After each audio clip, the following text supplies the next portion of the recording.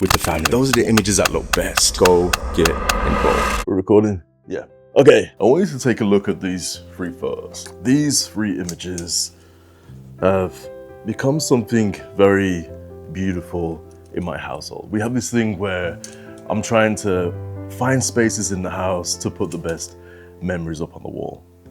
But what I will say about these 3 photos is they didn't come easy. A lot of videos you see online when it comes to photography, it seems like everything's slow paced, real relaxed, real nice. But the reality is when you go on holiday with your family, nothing pans out the way they make it out online. Let me hit you up with the story behind these 3 images. It was a few years back and we was out in the Alps. This story may not resonate with absolutely everybody out there, but for some of you with children, my age kind of thing, this may make a lot of sense. How many times have you been in a situation where you think, you put so much pressure on yourself, especially I feel like dads do this a lot. We put so much pressure on the environment. We have this expectation in our heads, what it's gonna turn out to be. We get to the set, we try to formulate everybody into their locations. You go here, let's do this. But you want the images to look real, you want them to look natural, organic, and then they end up just being that typical family photo where everybody's stood up there, say cheese. And that's the type of images I said to my wife, I do not want to get this year. So there lies the problem. Chaos in the midst of kind of beauty. So how would you go about tackling this situation? I'm going to tell you kind of the techniques that I used in particular to get over the hurdle in order to come away with those 3 images that actually are worthy enough to put onto the wall. The craziest thing is when I did the shoot, I didn't even look back at the pictures. I just took the pictures. I was so stressed. I moved on. And then I never thought I was ever going to use them again, but I did. So let's dive into the gear that I used for this particular shot. I was using my Lumix S5 Mark II. And just to make it a little bit harder, I thought this day I'm going to shoot everything as if it was like film, right? So I had these memory cards in the camera that would only result in me being able to shoot 36 images or 36 exposures. Yes, I was putting absolute pressure on myself for no reason. I had this whole romanticized vision of what the day is going to be, what life's going to be out in Switzerland. You know how it goes. It always goes to pot. I had my Lumix S5 Mark II. I had a Minolta 50mm f1.4, an older vintage glass. It's a Minolta Rockor f1.4 if you want to kind of Google that right now. And then I also punched in my own recipe inside my Lumix camera. This is something that we can do now with the Lumix cameras. We can drop LUTs inside of it, take photographs with the LUTs baked in, just similar to how we used to do on the Fujifilm cameras, you know, the film simulations. It's a similar kind of thing. So all the images that you've seen on the ones that I printed on the wall, they're completely unedited. They're taken in camera and just printed.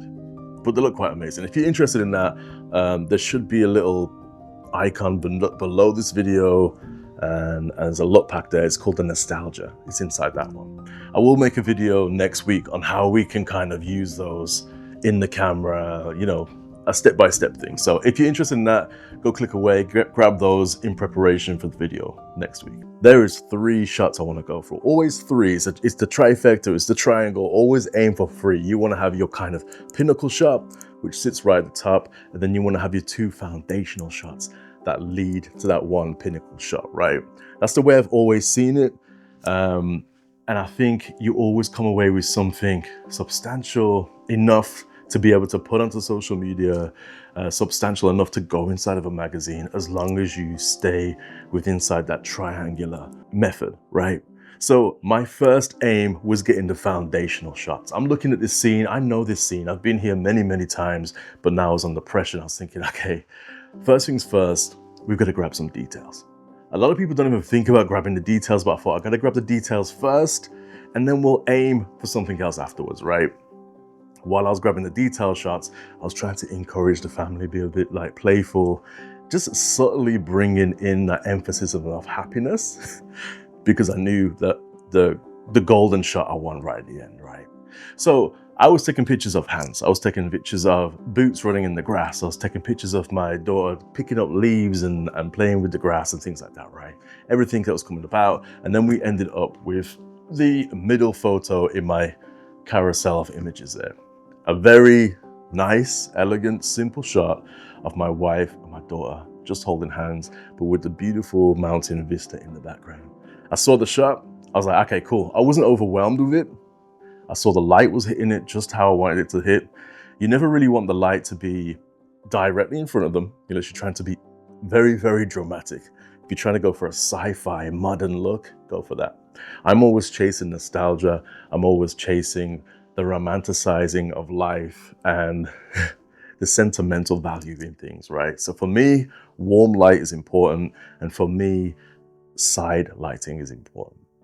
And that leaves me with two more, right? So we've got a detail shot, which I'm gonna say is the bottom left corner of our triangle, right?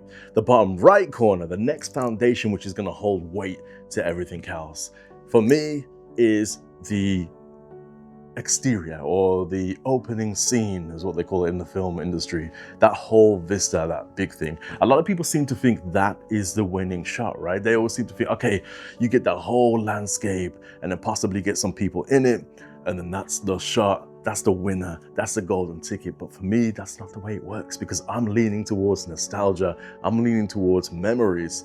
So for me, that big opening shot is nice, it's beautiful, but it's foundational. I managed to get about 20 shots that I was happy with in this scenario.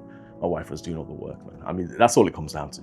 I've just got to get back. I've got to make sure the lighting looks okay. I'm in the right angle, and then they can play. They can do whatever they want. They can run around, they can jump, they can do what they want. What I was looking for in this particular moment was the flow of her dress, the angle of both of them, and maybe some of the characteristics or the features that they were doing when they was looking at each other, smiles and laughter and stuff like that. Point of the pyramid, which for me is, how can you place these individuals in the moment, in the environment, in the correct lighting, and still capture the happiness or the memory or the love within inside the image. And for me, that always has to be kind of getting in there and getting that portrait kind of level. I'm always trying to aim, when I'm going for this shot, I'm trying to aim for just below the knees kind of thing, just above the head. It's your typical environmental portrait, but just a little bit tighter in. And then you just focus on getting the best lighting you can and the best moment of happiness. And that's what gives me my kind of golden ticket. I felt like the other two lean you in, they get the foundation of the shot, and then this one delivers the final image. And it's the same process as before. I got my wife to carry on doing what she was doing, and I just ran in knowing, all right, this is where I need to get a nice close-up and detail of this beautiful family moment. And that delivered the image on the far right. I wrote this thing down because, you know, sometimes when you write a script, but it never goes to plan. This is kind of what happened to me today. But I wrote this down, which I thought was quite nice, and I thought it's probably best to just put it in the video anyway. The truth is, the best photos in life rarely happen when everything is perfect.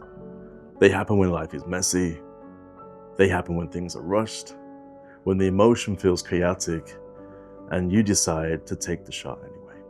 So my goal for the rest of this year is to fill out these walls with images and memories for my family and me. But I'll be filming it for you guys. So if you're kind of getting bored of just the spec tech videos that we always see out there telling you what cameras to buy, and you want to get more into the feeling and the emotion and just the filling up of the walls of nice images, then hit subscribe and come along with the journey with me.